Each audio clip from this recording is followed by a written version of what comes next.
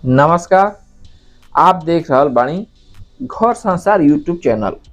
हमारे ये चैनल में आप लोग का बहुत बहुत स्वागत बा। शायद ऐसा कोई लोग होई जेके आलू के पूरी न पसंद होई। नन्हा मुन्ना छोटा छोटा बच्चा हो, चाहे बड़ हो, जवान हो या फिर बूढ़ा हो, आलू के पूरी सबके बढ़िया लगाला। तो आज हमन बनावल जाई आलू का पूरी। वैसे एक बात और बता दही, हम आलू की पूरी ना बनावत है, ये हमार मैडम बनावत है। मैडम माने मेहरारू। अब आप सोचब कि जब मेहरारू बनावत हई तो आदमी काहे बोलत हुआ। तो बात ई बा कि मेहरारू हमार तैसे लजादू रही। लजादू माने बोले में तैसे लजानी। तो कहनी है कि हम बना देते हई और रउआ बोल दही। तो हमहू कहली ठीक है बा, तू बनावा हम बोली। तैसे आप लोग के कोनो दिक्कत ना होए के चाहिए। वैसे भी बनाई देख के आप लोग के पता चल जाई कि कैसे बनाला। तो सबसे पहले हमन देख लेवल जा कि आलू के पूरी बनावे बदे हमन के का चाहिए। तो जैसन कि नाम है बा आलू के पूरी, तो सबसे पहला नंबर पे आलू चाहिए।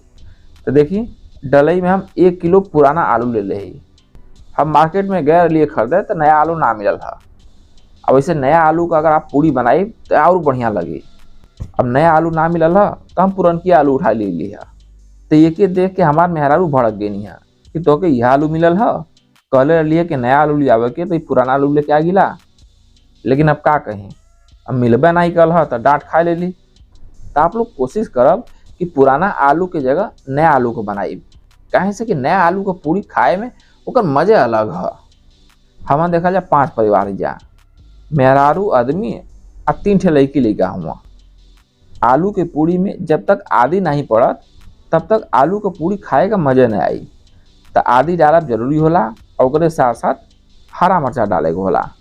आदि हरियर मिर्चा के साथ साथ यदि धनिया का पत्ता मिल जाए तो गजब का लगी भाई। ऐसा खाए में लगी ना कि पूछा मत। तो आलू को पूरी बनाओ बदे ये 3 चीज़ बहुत जरूरी है। अच्छा, इतना सामान के अलावा आपके चाहिए आटा। जितना आटा से आप लोग के घर में रोटी बनत हुई बस उतना आटा ले ले, ज़्यादा आटा न ले। यदि आलू का पराठा बनाला तो आलू के पराठा में बहुत कम तेल लगाला। लेकिन हमारे यहाँ बनावल जाई आलू का पूरी। तो आलू का पूरी बनाओ बदे जैसे ज़्यादा तेल की जरूरत पड़ाला। तो चलिए अब देखल जा कि कैसे बनावल जाला। तो सबसे पहले हमन क्या करे के है, आलू के कुकर में डाल के उबाल देवे के है। जेकरे घरे कुकर ना है वो चाहे तो डकची उकची में उबाल सकेला। यदि आप कुकर में उबालत हैं तो कुकर में 2 से 3 सीटी लगावे के है। 3 सीटी से ज़्यादा ना होवे के चाहिए। कहीं ऐसा ना हो कि आप ध्यान न देली और 3 सीटी के अलावा 4 5 6 सीटी हो गल। यदि 3 सीटी से ज़्यादा सीटी लग जाई तो आलूया पूरा गल जाई।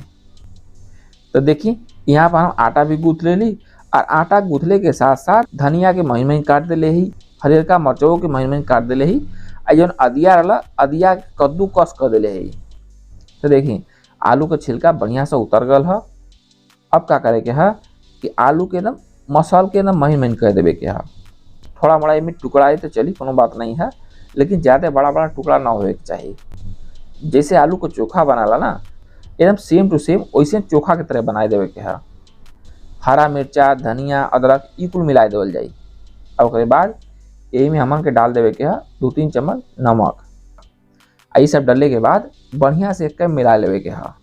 ऐसा मिलाई कि नमक जो है चारों तरफ मिल जाए के चाहिए। अब देखिए आलू का मिश्रण तैयार हो गल है। आ गैस पर कढ़ैया में हम तेल रख दिले गरम होए बदे। ये देखिए आधा लीटर रिफाइन तेल है। जब तक ये तेल गरम होता तब तक हमन क्या कर ली 2-4 ठे पूरी बना के रख लेवल जा। तो ये आलू को पूरी बनाओ बदे सबसे पहले हमन क्या करे के है, जवन अटवा गूँथ के रख ले जा ओमे से छोटा छोटा लोइया काट लेवे के है।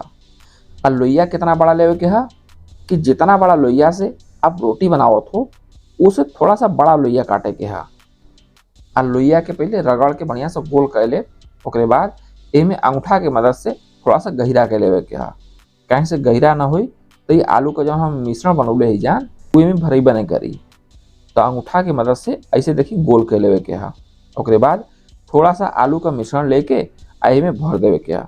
अब भरले के बाद चारों तरफ से मन के बंद कर देवल जाई। अब बंद कैले के बाद तनी मनी अगर आटा बचा था तो ओके काट के हटा दें और दूसरे लोइया में मिला दे। उसके बाद फिर से हमन अच्छा से गोल बनाए के आ चकला पे रख के हल्का हल्का दबा देवल जाई। अच्छा, रोटी के तरह के ना बेले के हा, एके बिल्कुल हल्का हाथ से बेले के हा। यदि आप ज्यादा एमे जोर जबरदस्ती करब तो जहीं तहीं फूट जाई। मतलब ऐसा बेले के हा कि चारों तरफ बराबर बेलाए, ऐसा ना हो कि कहीं मोट हो जाए कहीं पतला हो जाए। यदि बराबर न बेलाई तो आलू के पुड़िया खाए में एकदम बेकार लगी। आ तेल के ज्यादा ना तो गर्म रखे के है और ना तो धीमा रखे के है। तेल के मीडियम आंच पे रख के ओकरे बाद पूड़ी के डाल के और दोनों तरफ से बढ़िया से पूड़ी के पका लेवे के है। देखी आलू को पूड़ी देखे में कितना बढ़िया लगा था। ऐसा लगा था कि आलू को पूड़ी बिल्कुल सोना का पूड़ी है। तो यही तरीके से पांचों पूड़ी के छान के एक प्लेट में रख लेवल जाई। हालांकि पूड़िया तो ज्यादा बनावे के है लेकिन बाद में बना लेवल जाई। अभी आप लोग के दिखाओ बदे बस खाली 5 पूड़ी बना के हम एक प्लेट में रख लेते जान। तो देखी यहाँ पर 5 पूड़ी बन के परोसे बदे खाए बदे बिल्कुल तैयार हो गया। अच्छा, ये पूड़ी की खासियत का है कि आप चाहे तो पूड़ी के डायरेक्ट खा सकते हैं। एक बदे न कोनो सब्जी न कोनो चटनी, मतलब कुछ जरूरत ना है। लेकिन आजकल का लड़का टमाटो सॉस बड़ा पसंद करना, तो आप चाहें तो टमाटो सॉस के साथ भी खा सकते हैं। नहीं तो एक टमाटर ले लें, हरा धनिया हरा मिर्चा ये सब लेके बस नमक डाल के चटनी पीस दें और उसे खाए में और मजा आवाला। तो ये आलू के पूड़ी का रेसिपी आप लोग के कैसा लगल कमेंट बॉक्स में कमेंट करके जरूर बताइए।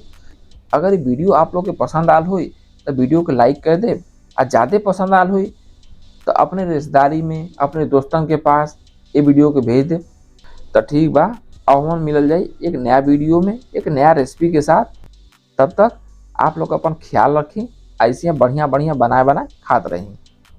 अब वीडियो देखे बदे आप लोग का बहुत बहुत धन्यवाद।